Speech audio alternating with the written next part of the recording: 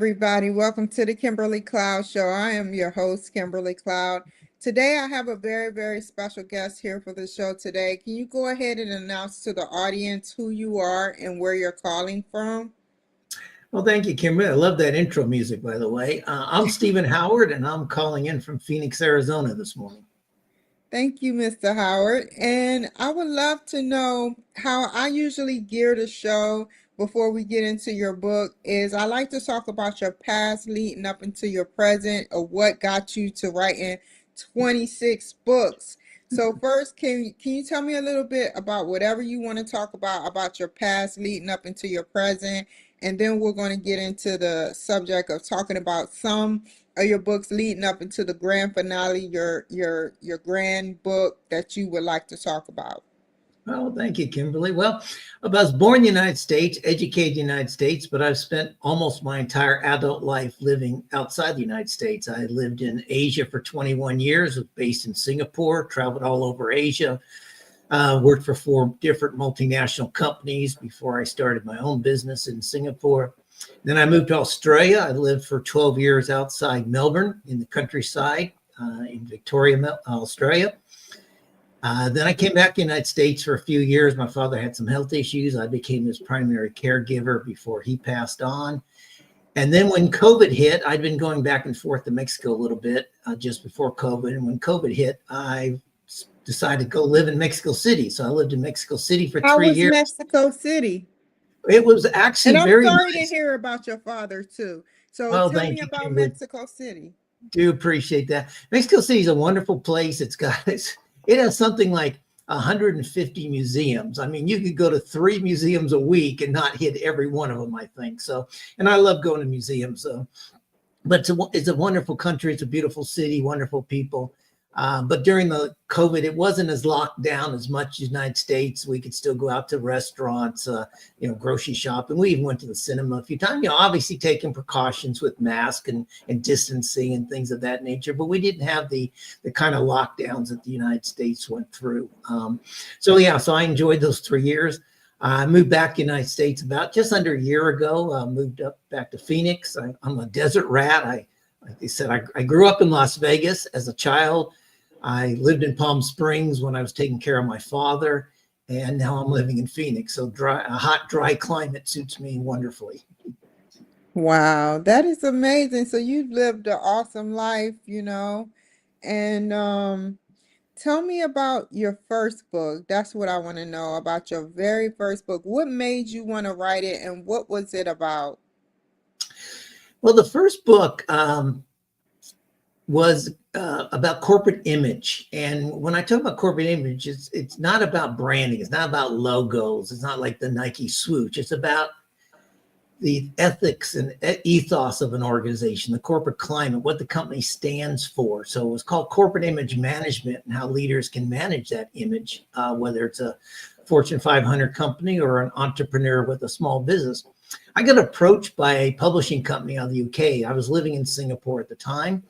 I'd been recommended to the company by a friend of mine, and I had lunch with the gentleman and said, well, he asked if I wanted to write a book. And I said, I'd love to write a book. My father, by the way, was an author. My father wrote fiction. My father wrote 20 books, 20 novels, and a couple hundred short stories. And of course, when I got to like my 19th book, I had to push myself to get to 20 and then 21 to surpass Dad.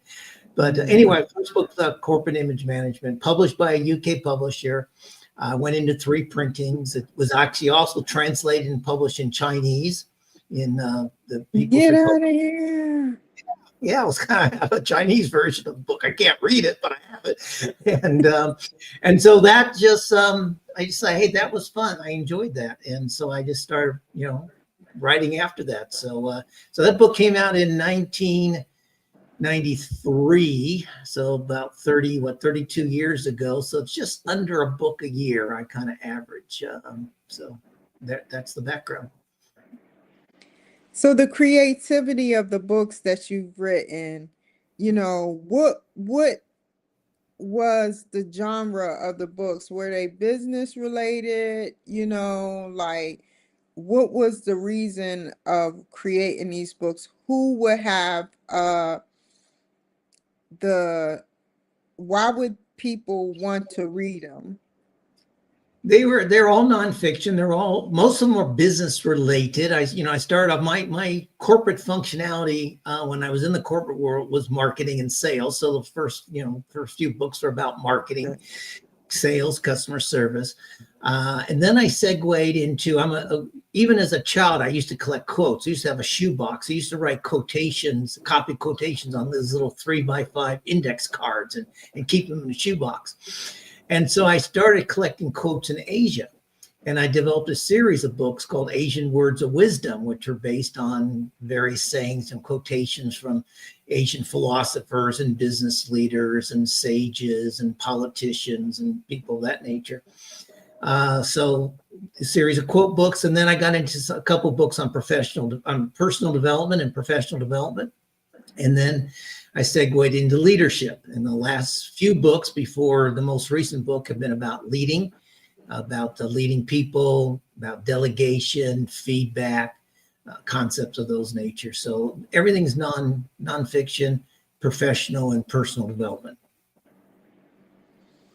Which one is your favorite book that you have fun with writing?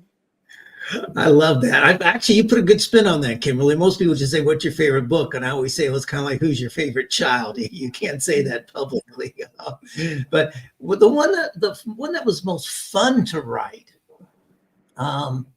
it's probably the one that I wrote during COVID in Mexico City called Humony Leadership. And I was sitting on my balcony, admittedly watching the sunset, having a glass of red wine, and thinking about how leadership was going to change coming out of the pandemic and things that were going to happen because people got used to working from home. People are starting to reevaluate the importance of work in their lives or the de-importance of work compared to other things. And so I created this concept called Humony Leadership and focus on creating workplaces of well-being and harmony. And I say it was fun because when I was interviewing people for the book, and I asked people about, tell me what harmony looks like in your workplace. People laughed at me and they said, harmony? There's no such thing as harmony in our workplace. We have drama, but we don't have harmony. So it was a fun book to write. It's won a couple of awards, which I'm very proud of. But that was the most fun book to write. Tell me about some scriptures from that book that really stuck with you. Well, the concept of the book is about the fact that we lead human beings. We don't lead resources. We don't lead assets. We don't lead, we lead teams. We have to realize we lead teams of human beings. And so changing our mindset about what it means to be a leader compared to a manager. And I think the gist of that book, one of the phrases I use about that book is that no one wakes up in the morning and says, I can't wait to be managed by my boss today. And certainly no one wakes up, goes to the office, says, I can't wait to be micromanaged by my boss today. So leaders need to understand that people don't want to be managed anymore. People want to be led. They want to be mentored. They want to be developed. They want to be empowered. They want to be challenged. Now, look, and I will be the first to say, yes, there is always 5, 6, 7% of your workforce that they just come in, they clock in, they want to do the bare minimum to get the salary. But where do you want to spend your time, Kimberly, if you're a leader of a team, a company, an organization? You want to spend your time on those 5, 6%, or do you want to spend it on the 95, 94% of people who do want to create things, who do want to be innovative, who do want to put in the effort, who do want to be challenged, who do want to grow? And too many people focus on that 5 or 6%, and that's a big mistake they make. I was reading in my doctorate's book that when you macromanage people, that's a good thing, but you have to make sure that you challenge them, like you say. You have to make sure that you encourage them to want to come to work.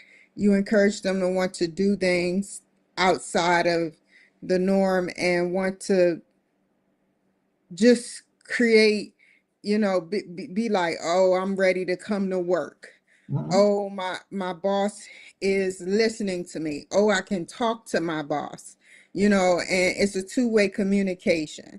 versus, your boss tell you, well, you did bad today, you get demoted, and all of that. So you're right. There there's harmony in macro managing, because things go as flow, like in a flowing way, but micromanaging, it's not so good.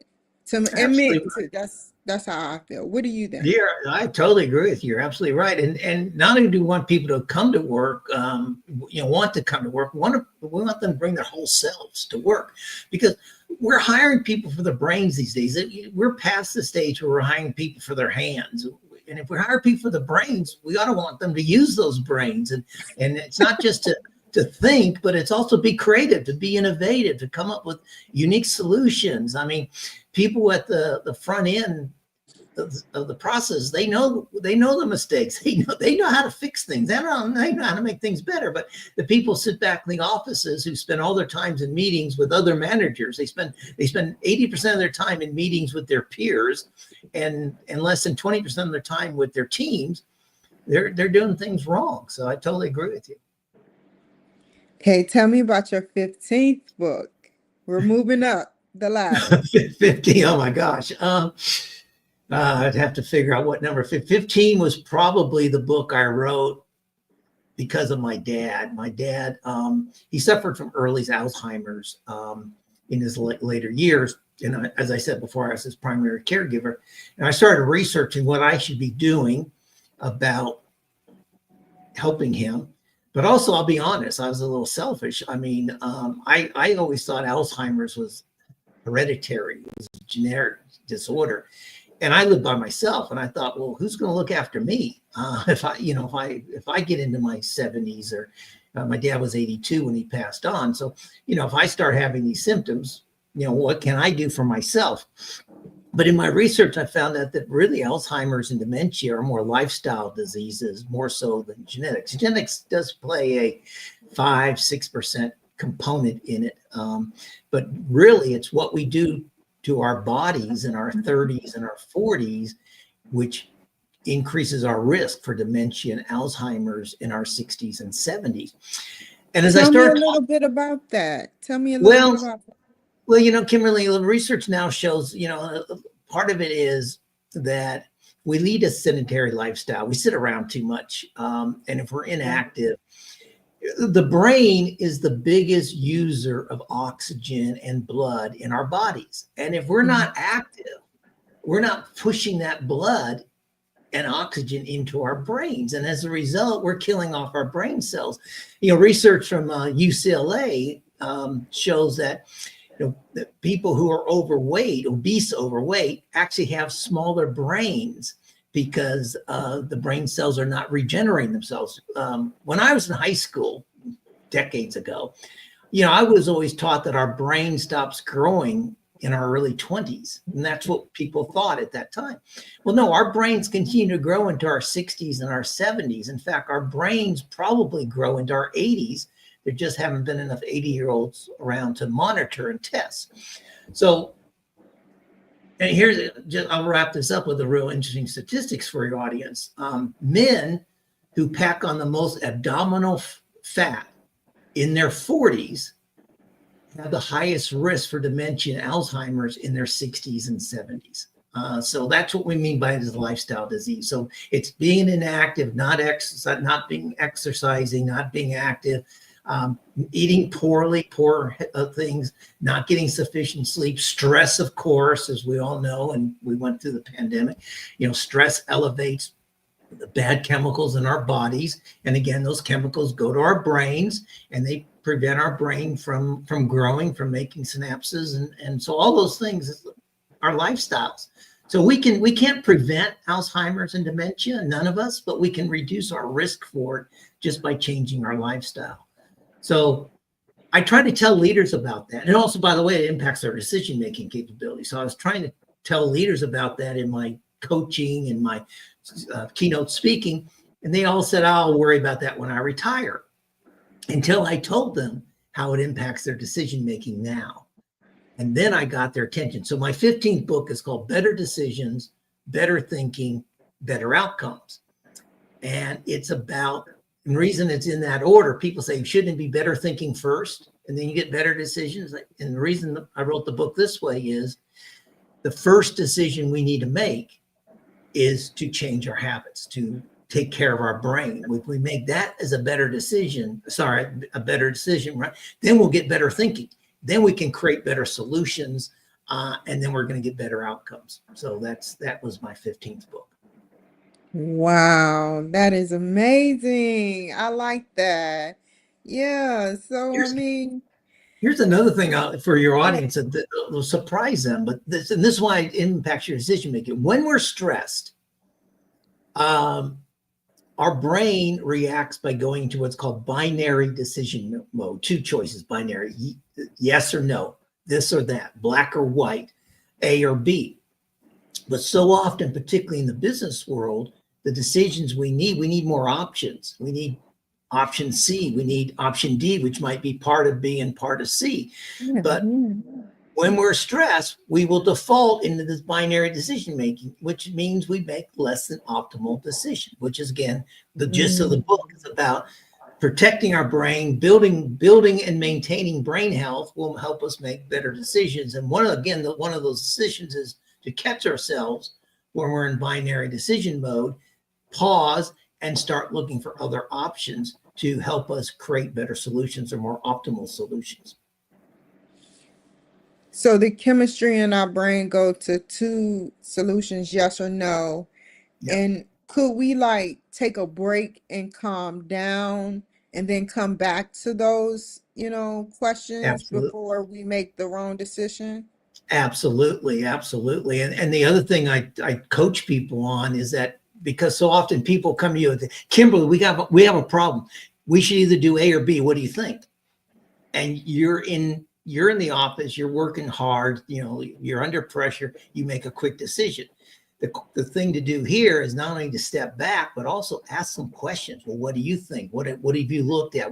And by asking questions, it helps bring the brain out of that reactionary mode into response mode and starts to generate those other options. So the brain starts thinking about different things. So it's not like you need to take 2 days off to think about it. Even in the moment, you can, by asking questions, pause and reflect. And so one of the things I teach people to do is don't give it responses right away, is to say, you know what? That's a great question. Let me have 2 hours to think about it and I'll get back to you. Or let me get back to you tomorrow morning. Let me contemplate on this a bit more. Buy yourself some time when possible to allow your brain to create more options and create a better decision. Now, obviously some things, if your car's on fire, you can't, I'll come back to you in 2 days. No, you got to figure out what to do now, how to call 911 or get out the fire extinguisher or whatever. An emergency situation is different, but most decisions in the business world are not emergency type situations. We act like they are. Like everything's a fire. I got to put the fire out, but not everything needs that. Not every fire needs to be put out immediately. Well said. What about, we got 2 more books to go. What about your 21st book? The 21st book was the start of a new series I've created. I call it The Art of Great Leadership. These are smaller books. Most of my books are a couple hundred pages, basically. These are books that are 90 to 100 pages. They're aimed at first-time managers, first-time supervisors to learn some basic skills that they're not being taught. So the 21st book and the 22nd book were published together. One's called The Art of Effective Feedback, and the other is called The Art of Effective Delegation. In each book, it's very to the point. Here's the model. Here's some best practices of how to use the model. Here's some techniques. Here's some actual questions to ask when you're doing it. Here's how to do it, blah, blah, blah. So it's a very how-to, very how-to type books. I was going to try and publish 3 simultaneously, and I just got behind on some other stuff. So I published these 2. They're priced at like $9.90 or something on Amazon. I've kept them under $10. Anybody can afford it. I think they're $2.99 or something on Kindle. So these are the things I teach in my workshops, but I can't teach 10,000 people a year. but I can get 5,000 people a year to buy a $10 book. And if so, I can help 5,000 people become better leaders, better managers. So this is my way of kind of giving back the knowledge that I have on these very specific skills of how to be an effective people leader. What is 2 ways of being an effective people leader? Well, the first thing that comes to my mind, Kimberly, would be when we talk about leaders as communicators, we always think about the great orators, the Martin Luther Kings, the Barack Obamas, the Winston Churchills, the Ronald Reagans of the world. But really what communicating as a leader is more about listening and asking good questions. And that's, again, it's a mindset change. People think, oh, how do I communicate? How do I get my point across? How do I motivate people? No, that is important. But your most important part is listening. And if you ask great questions, you're going to get better ideas and better solutions. So, the concept here is that we all have 2 ears and 1 mouth. And if we listen twice as much as we speak, we're going to learn a lot more. We're going to be a better leader. So that's number 1. I think in today's world, the second most important skill is to learn to be agile. We will not have all the answers. Things are going to come and go constantly. I mean, we're in a period right now of great uncertainty. We have tariffs being imposed on other countries and then withdrawn, and then tariffs being imposed and then being postponed for a month. How do you run a business if you have a supply chain that crosses multiple borders in the world? If you don't know what your price of your goods are going to be, if you don't know what the price of your goods are going to be in June, how do you place an order today for the parts and material that you need to manufacture in June? You don't know what the tariffs are going to be. So it's a very uncertain. So being agile, being flexible, but also having the confidence that you and your team together, and this comes back to the listening part, working with your team, listening to their ideas, you will figure it out. And taking your time, you'll come with a more optimal solution. Now, again, the rug's going to be pulled out from underneath you at times, but being agile and flexible is a key ingredient for leading a business in today's world. Well said. And tell me about your 26th book. What does it mean to you, and why did you write it? Well, the 26th book is, I don't know if I'm most proud of it, but it's probably the most meaningful book I wrote. And it's called Humony Mindset, Change the World by Changing Your Mindset. And what I talk about in this book is that we live in such a divisive world. Everyone is spring-loaded, ready to just jump down somebody else's throat. I mean, we see people fighting in sports arenas. I mean, we see fights at supposedly the happiest place on earth, Disneyland. We see people fighting each other at Disneyland. I mean, what kind of a world are we leaving our children, our grandchildren? So the concept of this book is that if we would approach all of our decisions and all of our interactions in life with others from a place of compassion, kindness, peace, and respect, that would be the best expression of our own agency to create a better world for our children and our grandchildren to inherit. Now, none of us are going to solve the Middle East crisis. None of us are going to solve world hunger. But we can all make our neighborhoods better. We can all make our interactions with other human beings nicer. We can all make our schools more comfortable, better places for our children. We can all make our workplaces more harmonious, just if we changed our mindset about how we want to interact with other people. So it's my latest book. It's the one I'm most proud of. And I hope that people get inspired by it to change the way they approach their interactions with other human beings. Well said. And how do one change their mindset about something? Give us an example. Well, okay, here's an example for you. When we're driving and we see people, homeless people, or people begging on the street at the traffic lights. I know there's a phrase, some people call them left lane losers, because they're in the left-hand turn lane. They're on the medium strip, and they have their little signs and they're asking for a cash donation or something.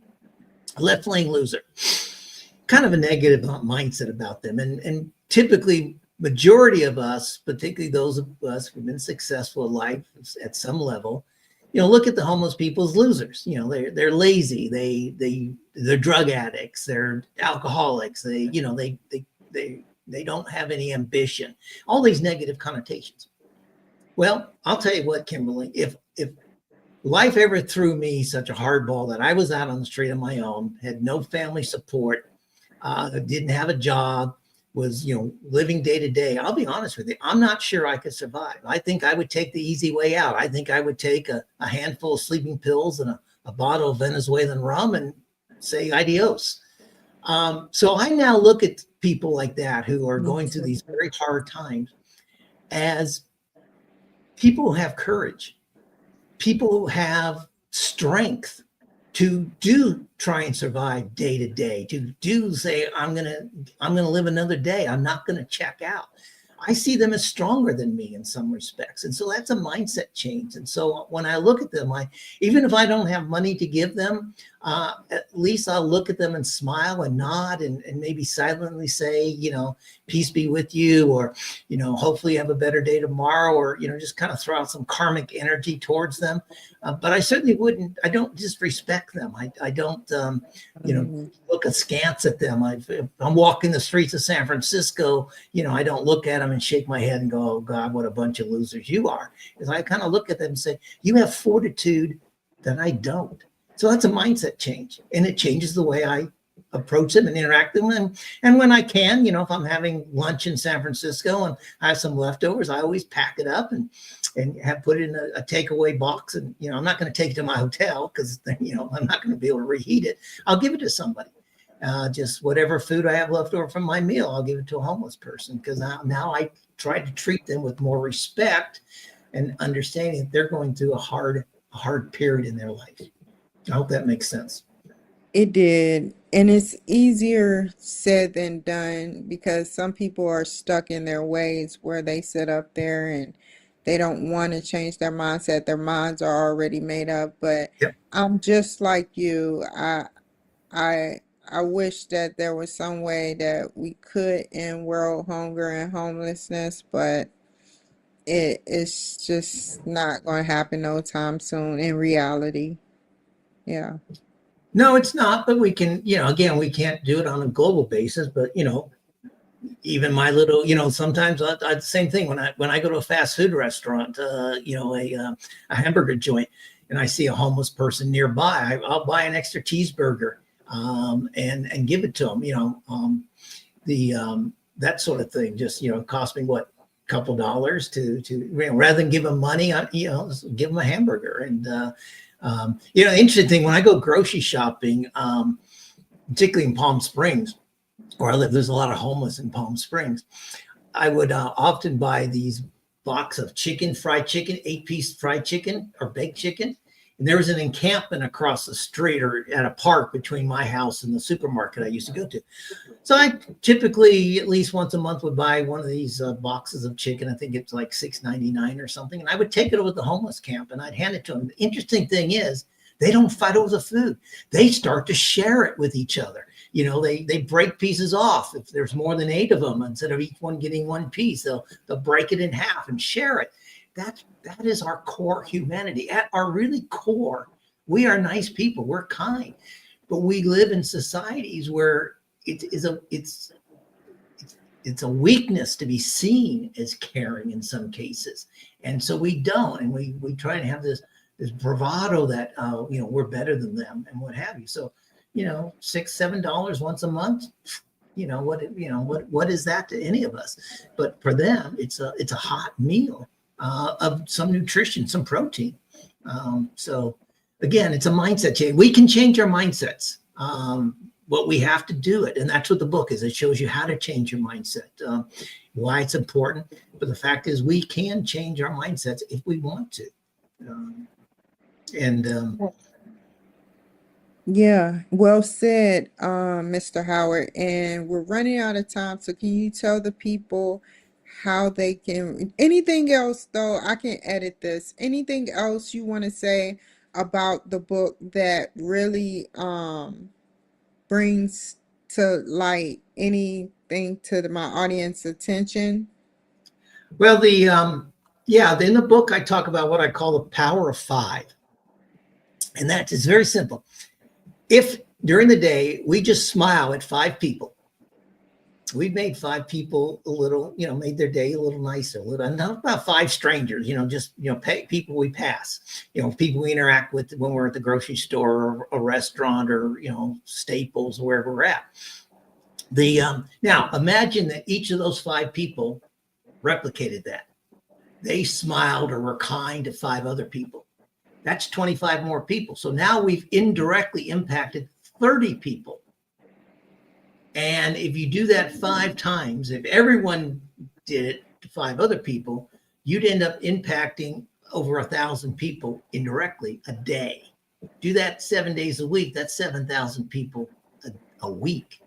Now, not everyone's going to. So in the book, it goes through all the machinations of, well, if some people only do it 4 times, some people only 3 times. But basically, just by treating people with kindness and compassion and respect, 5 people a day, we could impact anywhere from 600 to a couple thousand people a day and up to several thousand people a week indirectly. That's the power of 5. And, we all know when we come to the office place and we're in a bad mood, our staff knows it. Now, the boss is in a bad mood, be careful.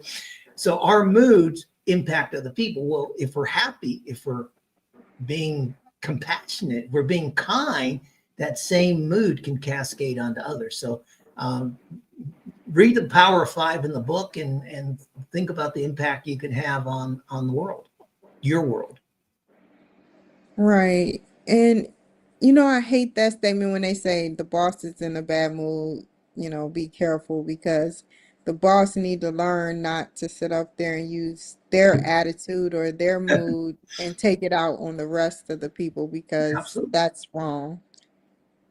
Yeah, and that's their mindset. That's their mind. They need to change their mindset. Okay, maybe I had a bad day. Maybe I got stuck in traffic. Maybe I've had an argument with my significant other. Maybe my teenage children are causing chaos in our lives. Hey, Yeah. we all have bad days, but we don't need to expose it to others, particularly for leaders. On the other hand, as a leader, we also need to understand our people are going to have bad days. Our team members are going to have arguments with their significant others. They're going to have teenage children causing chaos. They're going to get stuck in traffic.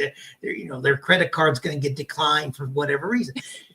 So it's not like they're suddenly a bad employee. They're just having a bad day. Well, show a little bit of empathy. Give them some space. Back off a little bit. Treat them with some compassion, some kindness, and maybe they can turn around their day. It's a two-way street there, Kimberly. Well said. And how can the people reach you, Mr. Howard? Well, I'm on LinkedIn. It's probably the easiest way. It'll be Stephen Howard. There's, it's a fairly common name, but it's under Phoenix. You can find me under Phoenix. Go to my website, humanyleadership.com. If you want to talk about leadership, so it's Humony, HUMONY. Again, it's the word I created. Humanyleadership.com is the website. Or you can email me at Steven, STEVEN, at humonymindset.com. And I'll get back to you within 48 hours. I travel a lot, so I can't promise 24 hours, but I will respond to all emails within 48 hours. You want to learn more? You want to have a conversation about these topics? I'm happy to talk to anybody about it. Let's see what we can do to create a world that's a kinder, more compassionate world for our children and our grandchildren to inherit. I want to thank everybody for joining the show today. You stay on the line, Mr. Howard. Take care, everybody. Be safe, and I'll see you guys next time. Bye. Thank you, Kimberly. Thank you. Never waste my time. You are I want.